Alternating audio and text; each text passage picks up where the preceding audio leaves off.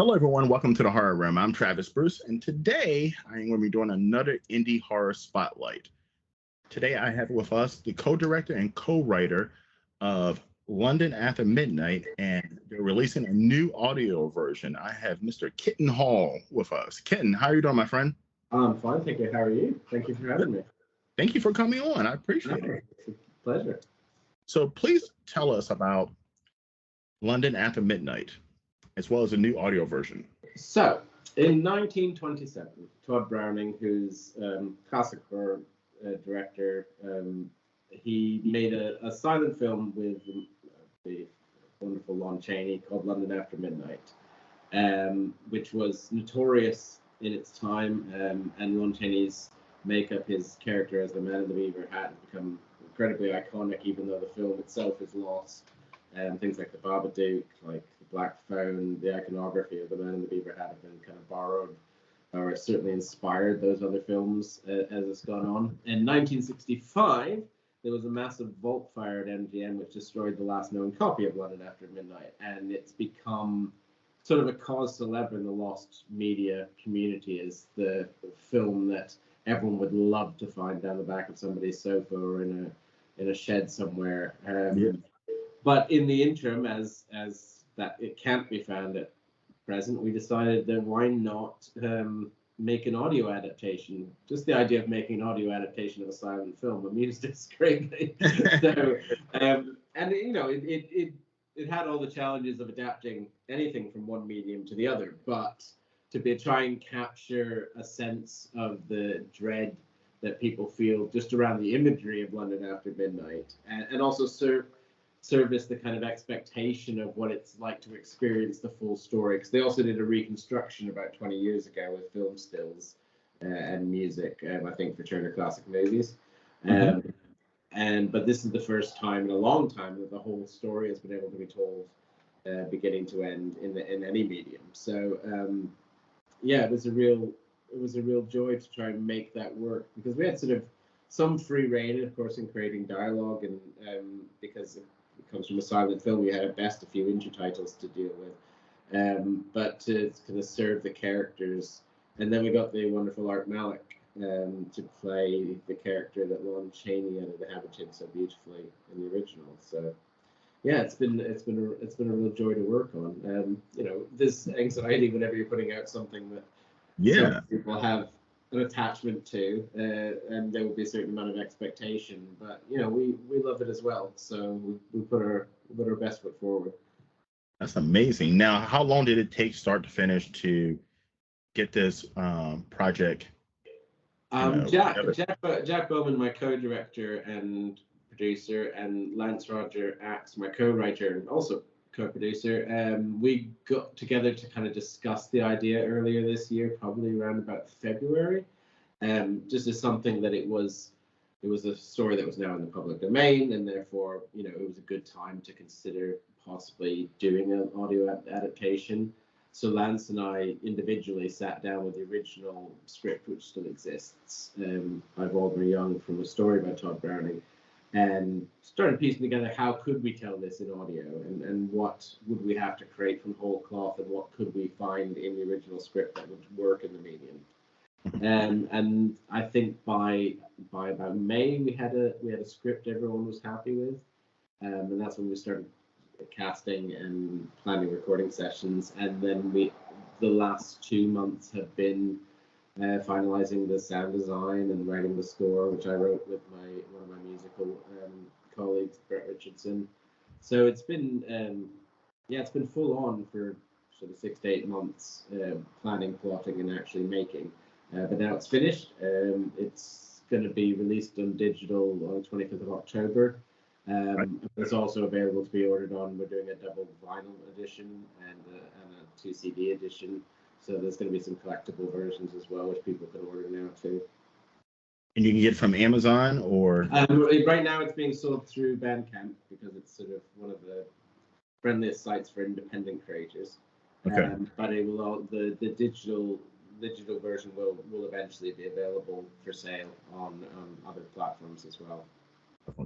Now, casting wise, was it tough to find the right cast to vocalize these iconic characters. Yeah, absolutely. I mean, if you saw the list of names we bandied around at the beginning, it was all disparate from each other, and just looking for actors that had sort of audio experience because we needed someone that was going to be able to bring that full performance with just their voice, but also someone that was going to be a known quantity that people would be excited about them doing it. And then it comes down to who's going to be available for 2 days in a studio in London and who's going to be available for the price. And you know, we're indie creators, and you know, we work with a lot of sort of known actors, but it is always a case of who wants to do it as much as who we want to do it. So but we were very lucky that sort of Art Malik was a name that came up quite early in discussions. We just knew he had a great voice, and Jack had worked with him on another project in the past, so we were, as a team, we weren't entirely unknown to him. But it was down to he read the script and wanted to do it. So once we did that, we used a lot of people that have profile within the audio community, and for good reason, because they're very good. And then also one Canadian actor snuck in due to the fact that he was co-producing it. If I won't cast me, then I have the rest of my career is in real. That's it, right? That's amazing. Now, when you were thinking of, you know, doing this project in audio, was there any part of you that, I mean, did you do a test market to see if there was some interest in this, or? A lot of it was based on just the continued discussion around London After Midnight as a whole. If you go on any of the social media and do a search, there's always half a dozen discussions going on about when are we going to find London After Midnight. A few months before, while we were working on it, in fact, there was a rumor going around that it had been found, and that was doing the rounds. So it was kind of kismet that we came up with the idea and discovered that we weren't the only people talking about it. But I think when it was first announced, some of the people going, "How do you make an audio out of a silent movie?" And I was thinking, yeah, it's on the whole that I understand why that's a funny idea, because I did laugh several times, sometimes late at night while I was working on it maniacally to myself. But it's just like adapting anything from one medium to another. You find that if the story is strong, it will stand the ways in which you have to bend how it's told to fit a medium. It's no different than basically from adapting words on a page to images on a screen. Yeah. So it's just now how do we use sound to represent the kind of the strength of the visuals that Todd Browning was known for? How do we use sound to replace the visual genius of Lon Chaney and the way he created characters through makeup and posture in his performances? How do we do that with sound? And then suddenly what is scary becomes exciting, because it's like, well, you know, how do you do this? Let's find out. And I think there's no truly good idea that hasn't at some point sounded like a terrible idea.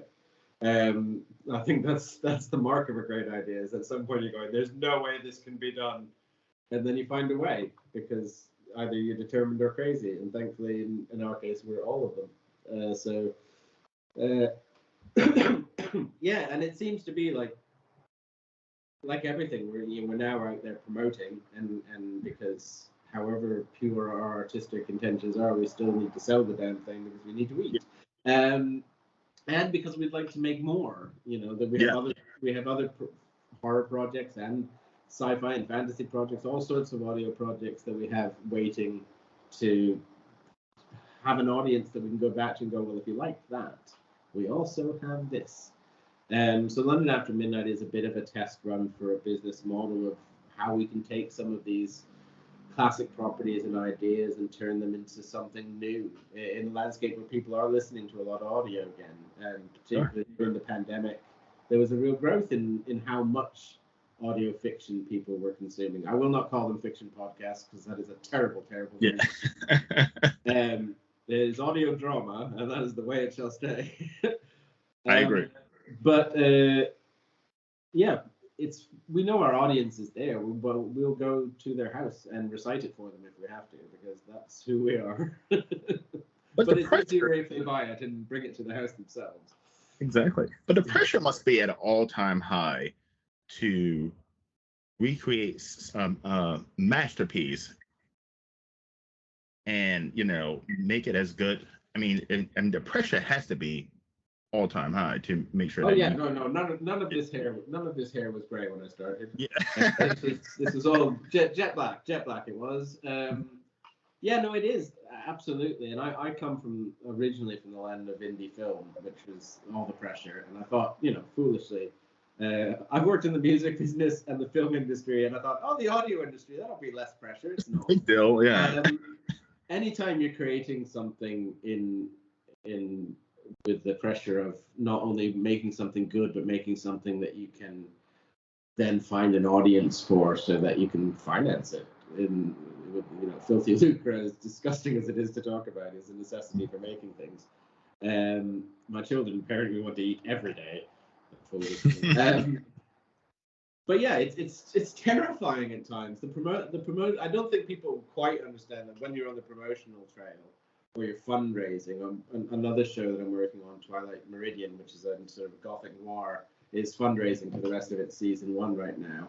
So I've got these two things both going on at the moment, and they're both projects I absolutely love, but I'm in utter terror all of the time. Yeah, I can imagine. Because you want them to work and you want people to love them, but you also want people to take that step beyond going and going, here is my money on the barrelhead, sir, because I would like to purchase your product. And that these days it's harder and harder to get people to do that. But I think there are people out there that value entertainment, and particularly value entertainment from independent creators that aren't sort of massively studio funded. And are willing. It's just about finding them. And that's why it's great to come on and talk to people like you who are excited and enthusiastic about these things. Because I will go door to door if I have to. But I'm getting old now, and the energy is not there the way it used to be and back in the day. But I will, because I believe in both shows. So I will be knocking on doors, physically and physically. But I'm not a filmmaker, and indie filmmakers, I give you guys so much credit, and because a lot of what you do is asking for crowdfunding, and you have to put out a certain type of product, not only for yourself, for your fans, also too for that next product or project, I should say. You want people to be like, that was so damn good that I don't mind doing that again. Yeah, and you don't really have a lot of leeway for failure, because if you screw up one project, you need 3 more to get the trust of your audience back. But I mean, my daughter's a nurse, so I know what I do is not that. I know I'm not down a mine. I know I'm not saving lives. But entertainment still adds quality of life, and it's the only thing I know how to do. So it's for the best. If I couldn't write, then I'd be sweeping a road, which is actually more useful as well. But so to all the road sweepers, I salute you. I should be joining you shortly. But I think telling stories is important, and it's really easy to start sounding pretentious and horrible when you talk about it in those terms. But it is, because it's what look what we went through in the pandemic. If people didn't come out of that valuing entertainment and what writers and directors and performers do to keep them from crawling off the walls, then I don't know what we can do to get the message through that we're trying to make you feel better. But I think I've always just loved being part of telling stories, and I'm very, very lucky that even in a tenuous, scary way, I make my living doing it. I'd love to do it in a secured way on beach somewhere, but I don't think that's going to happen. Travis, I don't think that's my destiny. Listen, let's be confident. Let's be positive. Now, I do have to ask you a question. I've asked several indie filmmakers this question. It's a lot easier to get your work out there now with streaming, social media, so forth. But isn't it also a lot harder because now it's a lot easier for everybody to Oh, absolutely. get their stuff out there? Because I come from, I still am a musician, still a recording artist, but that was my main job many years ago. And I saw the same thing from when I was a little kid.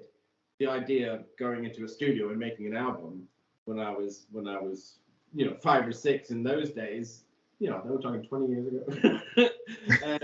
In those days, that was still like a pipe dream. The beginnings of bedroom music were still taking off. So in my lifetime of being a musician, I've seen it go from when I was a teenager. You would be excited if you had a little 4-track demo recorder that you could knock out terrible demos with at 2:00 in the morning under the influence of nothing but water and carrots. Yes. They were what made the songs all 16 minutes long and about World War I soldiers. Yeah. But then, when I made my most recent album, I made during the pandemic, and I made it at home.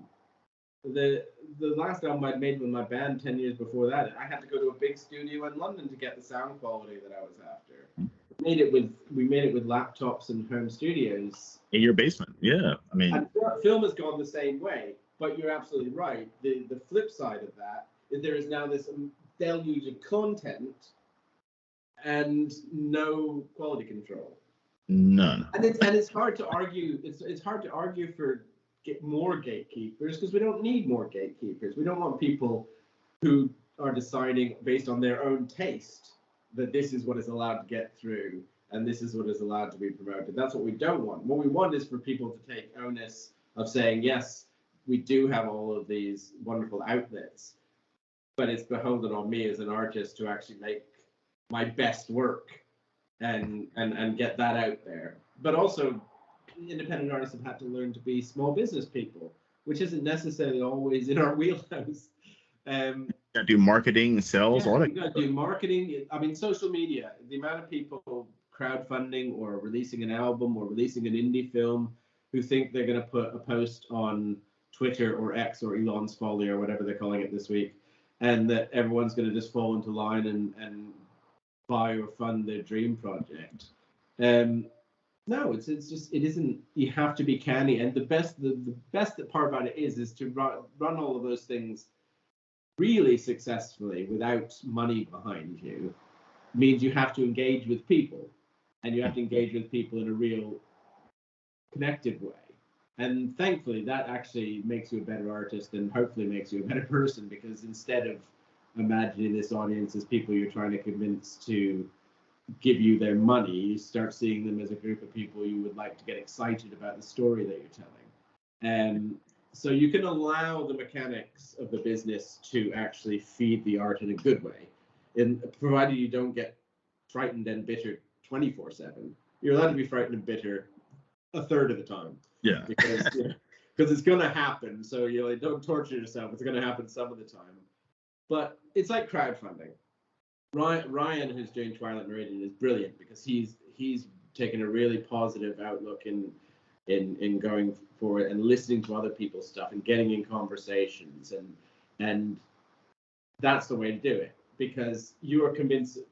Even selling something like London After Midnight, you are taking the thing that's your passion project, that you're proud of, that you're excited about, that you know is good, and you're saying to other people, give me your hard-earned money so I can continue doing my job. And you better have something good for them. Yeah. And you better appreciate it.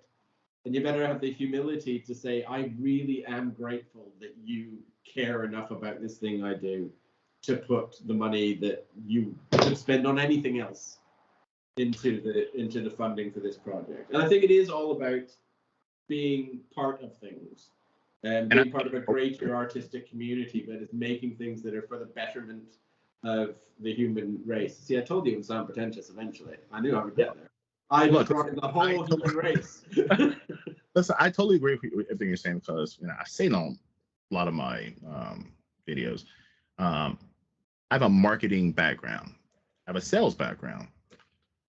And one of the things is that, you know, to be a filmmaker, indie filmmaker, which I'm new to the side of, you know, marketing, but to be an indie filmmaker, one of my first interviews I did, a gentleman, I was like, this guy knows his shit. Because he was saying, you know, I cannot rely on social media. I can't. He said, I cannot rely on, I cannot put crowdfunding things up and just hope that people are going to be there. He goes, I have to literally eat, sleep, and think about this. Meaning, I have to do anybody who sends me he goes, anybody who sends me a message saying, hey, you want to come on my podcast? I say yes. I don't care if they have 2 subscribers, 1 subscriber, no subscribers. He's like, I'm on every single podcast, going to horror conventions, going to, you know, and I've said many times also, if you look at the movie Terrifier, follow what those guys did. If you're an indie filmmaker or indie anything, just follow what those guys did, and it is literally indie filmmaking 101, how to succeed. And the story is, I go to a lot of horror conventions, and this was years back, 2016, and I kept seeing Terrifier, the cast from Terrifier, the director from Terrifier. I had no idea what the fuck Terrifier was. No one did. And these guys were giving free autographs. They were handing out copies of their movies. They were taking pictures with everyone. And I was like, there's this weird looking clown. And it was about the 4th or 5th time I've seen these guys at every single convention. I was like, what is Terrifier? Let me check out Terrifier. And they still, and listen, they're a success now with Terrifier 2.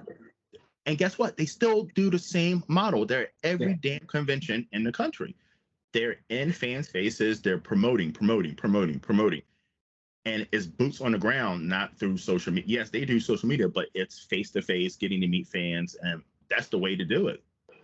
Yeah, I mean, I learned everything I have ever learned of any use about promoting films and making films with no money from Bruce Campbell's autobiography. So, Plastic Kids Could Kill is one of the greatest titles of a book ever. Bruce, you're groovy. But it is exactly that thing. I mean, my first film that I wrote and directed, Dozen Summers, which is on Netflix now, and we made it for like $3 and change. But it's there. It exists. It exists in the world, and I'm proud of it. I don't remember from about halfway into production to about 2 years after production. None of that. I think I blocked out terrible things that happened. Some sort of fugue state that I went into somewhere along the way, because it was insane.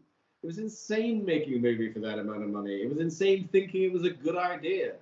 And they always say that, like, for your first feature, it should be like 2 or 3 people talking in a room. My first feature cost literally about £25,000, so about $40,000. It had 25 speaking parts and about 40 different locations in it. And like, I literally lost my mind.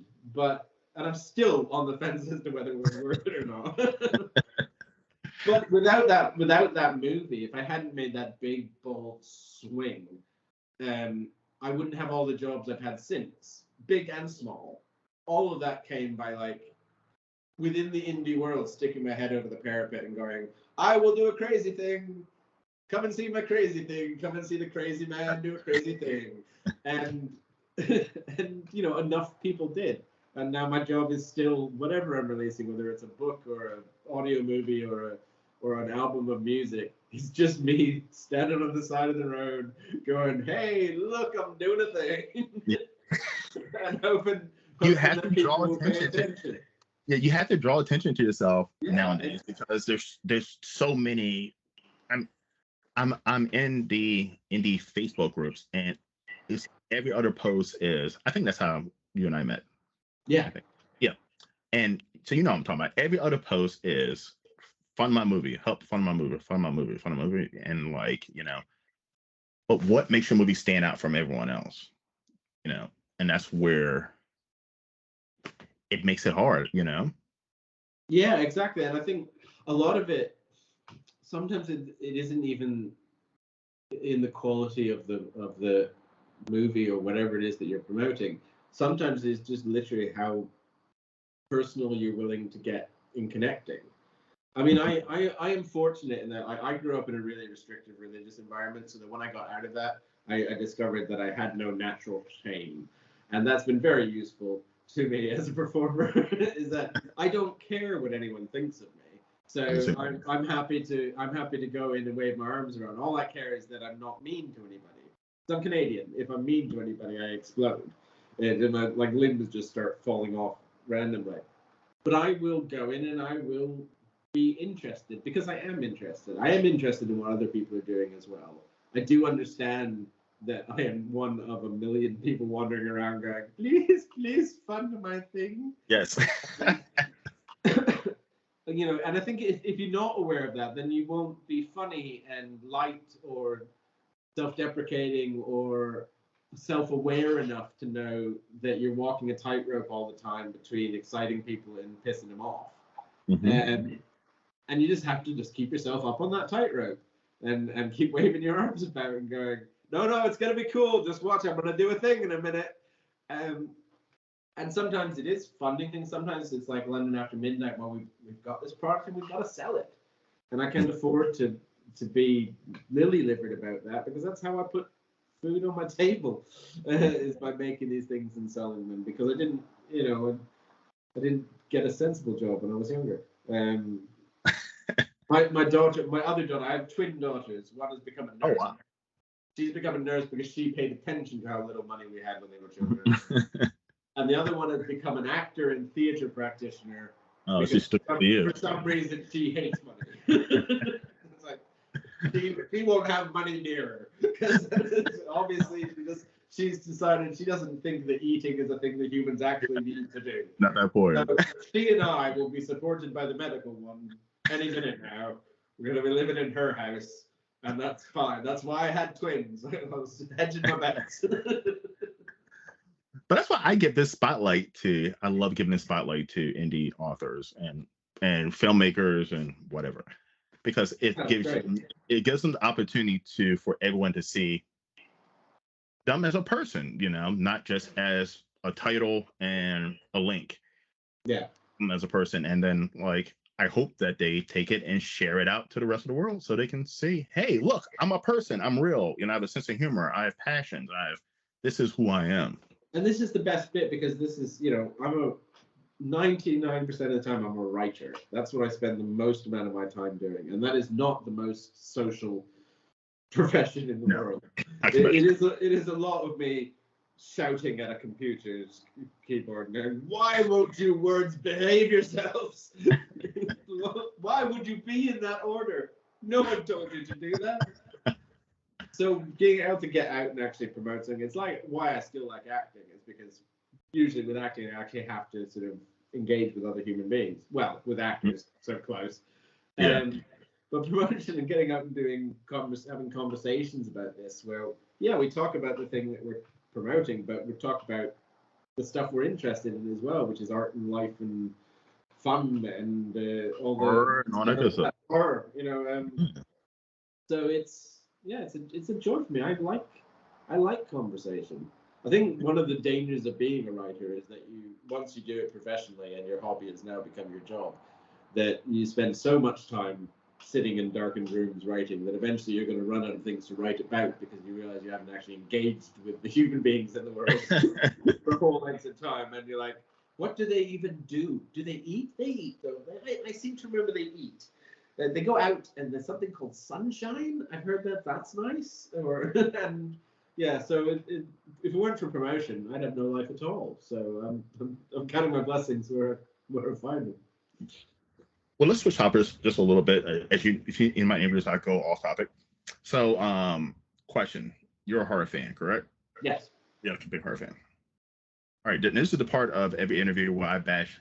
I'm David Gordon Green, the director. Are you excited, or are you going to the theaters to see the new Exorcist movie?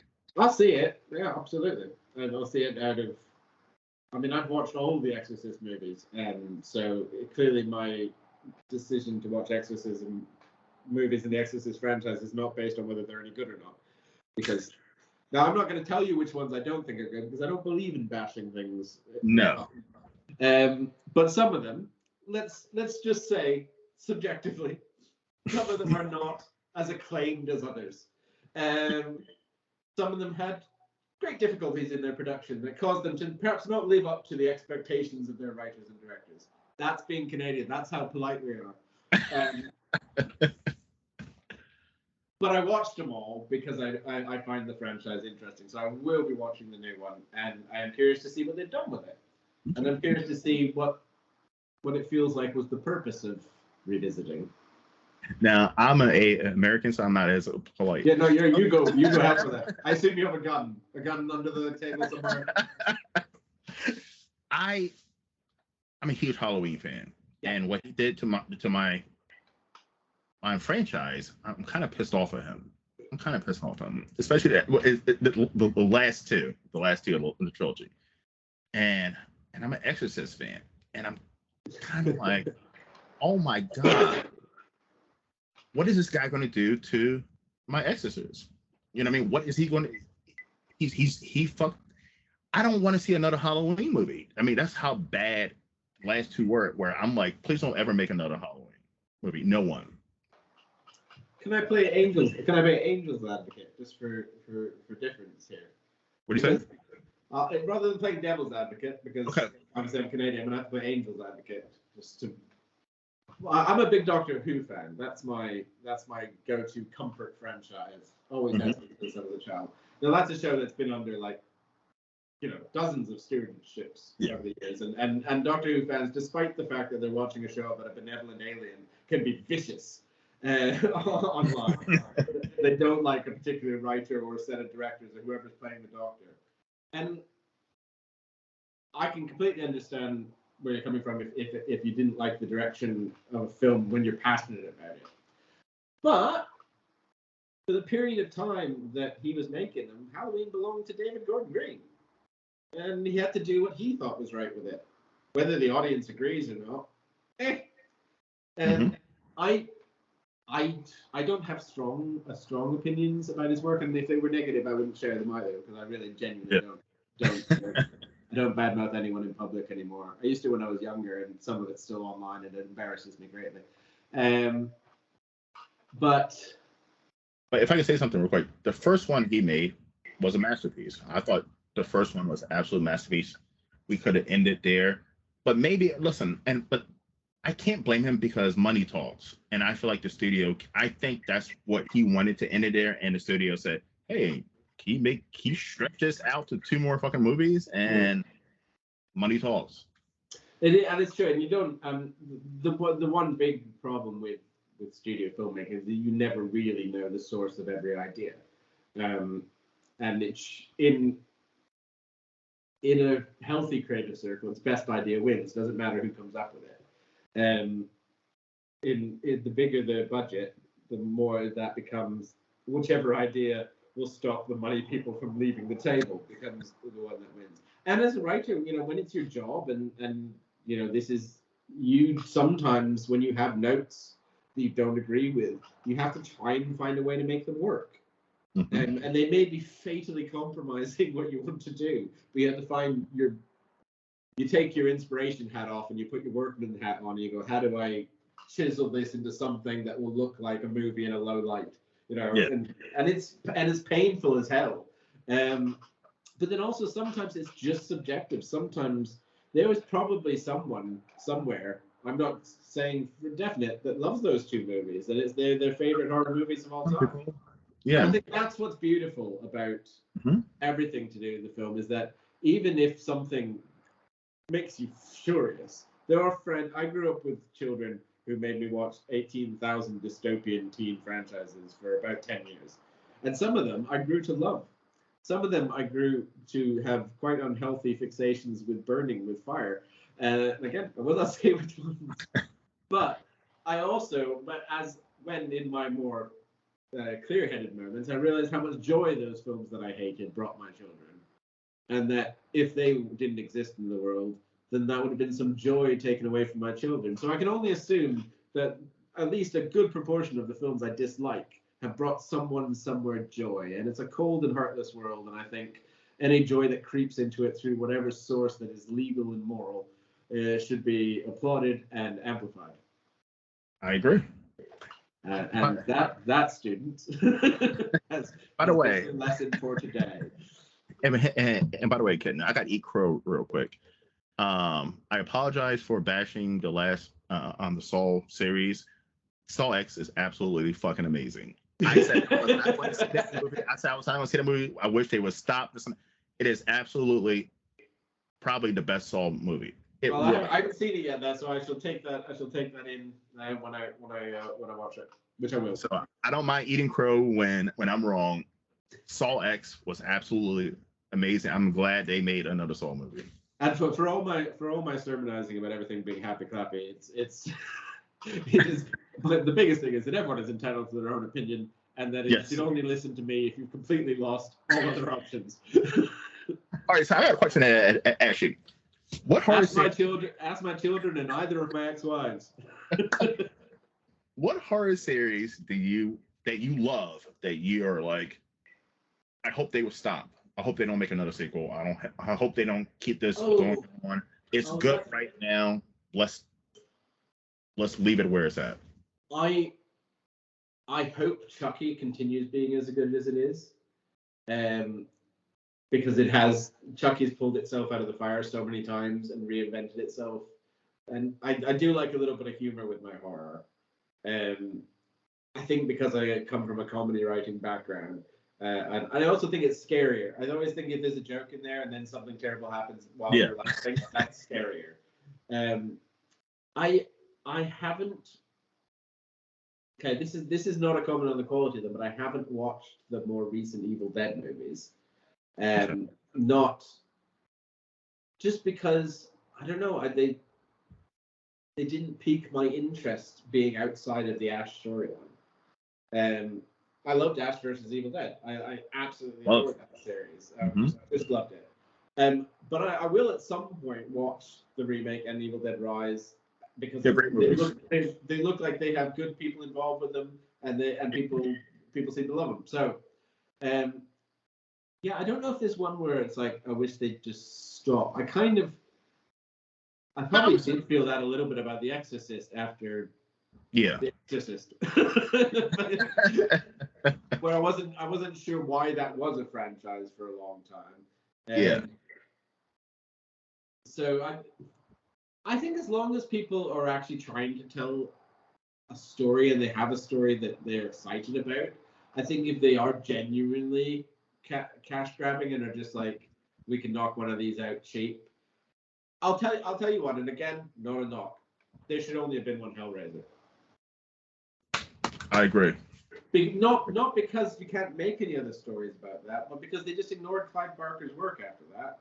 Mm-hmm. It was a great ending. It was a great wrap up. Yeah, boom. It's an adaptation of a novel called The Hellbound Heart, and it should have been left there. Or if they wanted to go back to it, Clive Barker did write some other works containing those characters. Use them because it's his universe, and I don't particularly like it when original stories particularly get taken away from their creators and just kind of spread out amongst everyone. I don't mean that no one else can get involved, but I feel like, yeah, I still believe that in an individual vision for things that can exist. And so when things start becoming very much by committee and without the input of the original creator, that's probably when my interest starts to wane with franchises. Speaking of Clive Barker, Candyman is another one. Candyman, the first one, was enough. I felt like it was enough. Although I actually thought the most recent one at least justified its existence in terms of actually being about something. But I don't know, I've never gone back to the immediate sequel. I don't remember what's about it. That's my harshest comment. Is like I've never watched it again. I know I have seen it, but the first one and the last one I've watched more than once. So yeah, I mean, I wasn't a big fan of the most recent one, but the original is your right. Huge fan, yeah, huge fan. I mean, listen, it was filmed great. I just wasn't. It just didn't catch me. Yeah. Like, but the original was such. I mean, I remember as a kid, that's the one of the few movies that scared the shit out of me. The Candyman. Yeah.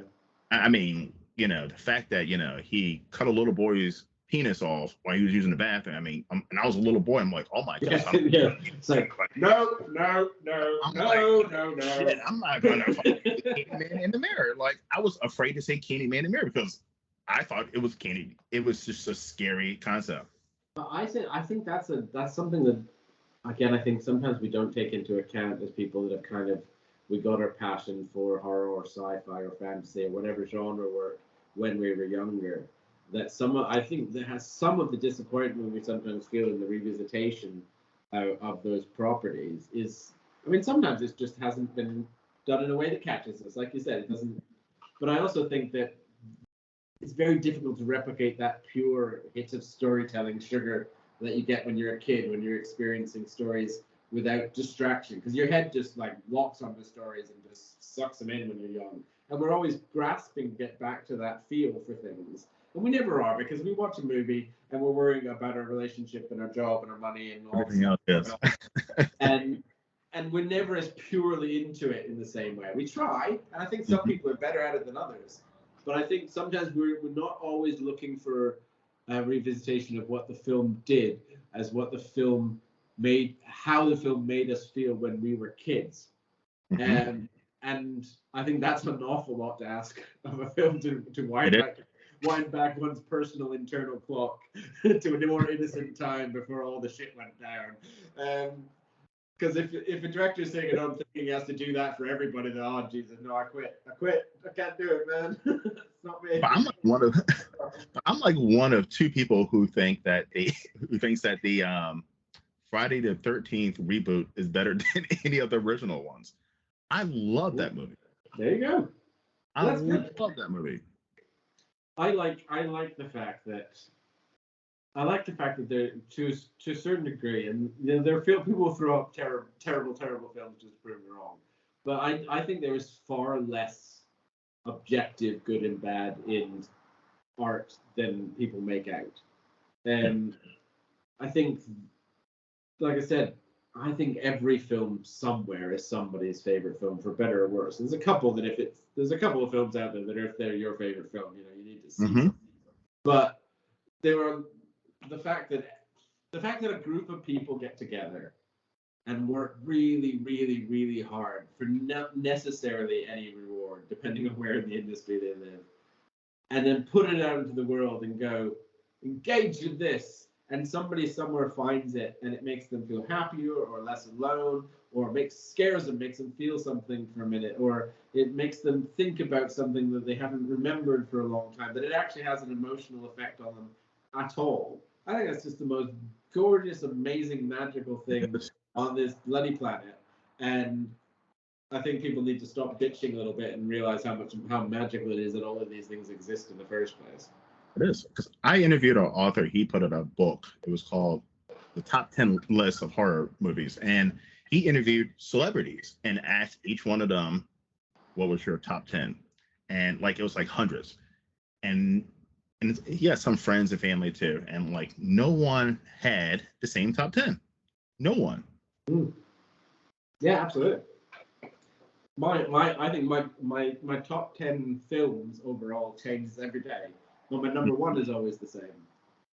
And I don't know why. And I don't know why that is. I don't know why that film locked in there. And it will always be my favorite film. But the films underneath it in the list could be completely different genres, completely different.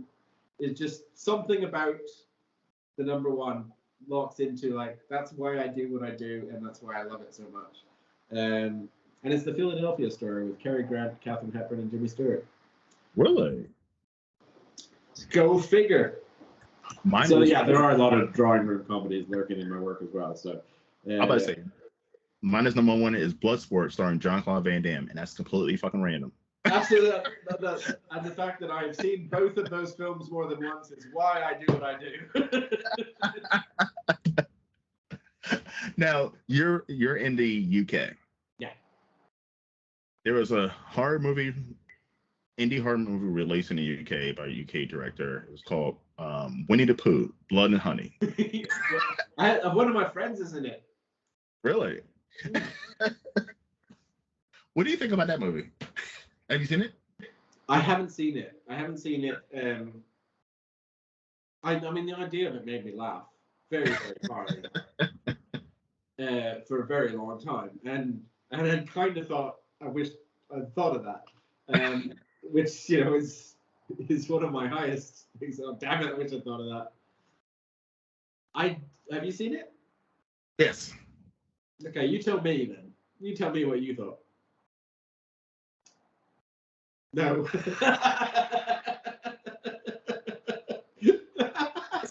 It's the only indie horror movie that I say anything bad about, because I feel like it was a cash grab. Sometimes, and like I said, haven't seen it, so okay. I think sometimes that people forget that if you have a really eye-catching idea, you have to write it twice as well, not half as well, because you're in for a kicking if you catch people's attention and then you don't deliver. So you have to write it twice as well, and you have to try twice as hard to really make it something different and special. And so it was lazy. It was just lazy. It was just lazy. It was just lazy. Yeah. I have to say I don't care for lazy writing, largely because I agonize over mine, and if people are getting paid to do it without agonizing, then I'm doing it wrong, and that would be upsetting. Well, I can do it lazy. God damn it. But listen, I love B movies. I love quote unquote movies. I love all that, right? But I just don't like. I like low budget movies. I love no budget movies. But like, I can just tell as a watcher if you don't care about your project. I feel like I'd watch. I'm like, okay, this person just didn't. Do you know what? Something out there. To spin positive, I'll tell you an example of a film that I think has a cracking logline idea, but absolutely backs it up, and that's Bubba Hotep. I love Bubba Hotep. Love Bruce Campbell, Ossie Davis, and it's one of those. It's the same kind of thing as John, where it's like an elderly Elvis who faked his death, and a black man who swears he's JFK, but he's been died by the CIA. Makes absolutely no sense. They fight mummies in a retirement home. Yeah, and I was like, I'm in, take my money. But then when you get there, you've got this really beautiful, thoughtful performance by Bruce Campbell about aging and fear and loneliness, and you also get Ossie Davis and Bruce Campbell kicking mummies' asses. So you get the best of both worlds, and that comes from scripting. Because and there's the one thing you don't need more money to do well.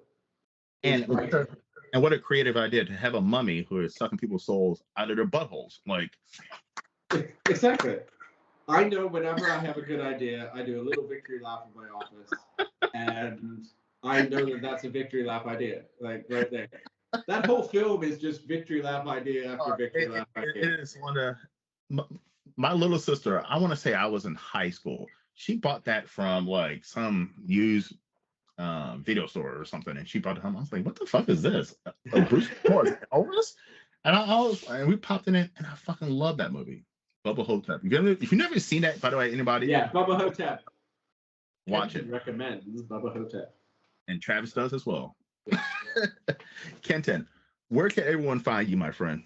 Right, if you go to londonaftermidnight.co.uk, you can hear the trailer. You can pre-order it on vinyl and CD and digital.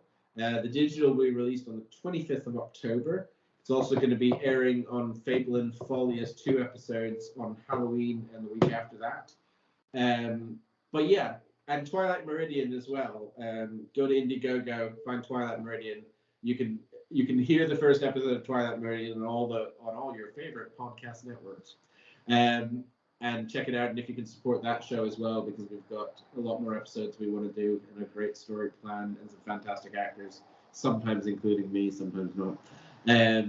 So yeah, we've got stories to tell, and hopefully we're telling original ones that people will take to their hearts. And if they don't like them, well, I'm sorry, we'll make some more. You'll like the next one. And guys, the Indiegogo link will be down in the description box, so click on that bad boy. Thank you. Kenton, it's been an absolute pleasure, my friend. I've enjoyed myself immensely. Listen, man, you come back on anytime to promote anything else. Even I will be very happy to. if you decide to make the reboot to Bobo Hotep, I will love that. Yes. Bobo Hotep 2. Now it's in audio. Yes. And this time you can get Bruce Campbell and Morgan Freeman or something. I don't know. That'd be amazing. Wow. Imagine Bruce Campbell and Morgan Freeman. Imagine that, Bruce Campbell and Morgan Freeman together. Oh. No. Yeah, so Morgan Freeman's playing Lyndon Johnson. That's It writes itself. It writes itself. Done.